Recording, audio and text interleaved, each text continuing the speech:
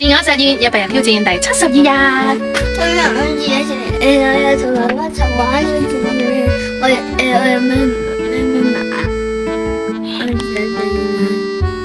同媽媽一齊玩，我有食晒啲菜，我有食晒啲蘿蔔，我有食。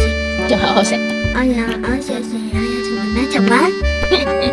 今日我有準時起身整早餐俾個仔，然後一齊出門一齊玩住咁行，然後我收到一個大學嘅邀請，一齊做 webinar，又收到一個大機構嘅邀請，一齊做 webinar，然後再收到禮物。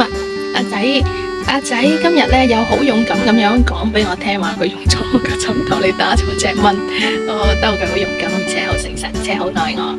自我實現令到我哋生活中充滿愛。拜拜。